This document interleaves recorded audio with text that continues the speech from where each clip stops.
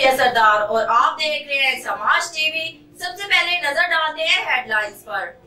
Inspector general national highways and motorway police Khalid Mahmood के vision के मुताबिक deputy inspector general motorway central 2 zone Shahid Javed और sector commander Javed Iqbal चद्दर के हुक्म पर फोक की आगाही के सिलसिले में सेक्टर के तमाम प्लाजा जात पर ब्रीफिंग जारी है।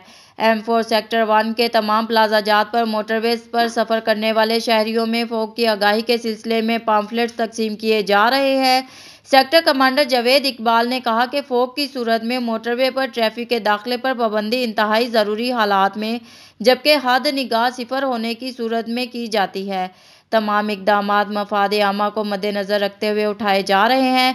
उन्होंने मज़ीद कहा कि शहरी मोटरवे पर दौरान सफ़र किसी भी मदद की सूरत में national highways and motorway police की हेल्पलाइन 130 पर कॉल करें या स्मार्टफोन एप्लीकेशन हमसफ़र ऐप से मदद हासिल करें। कौमी शाहराहों को महफूज से महफूज तर बनाना मोटरवे पुलिस का फ़र्ज़ अव्वलीन है। जुड़े रहिए समाज टीवी के साथ, मिलते हैं छोटी सी ब्रेक के बाद।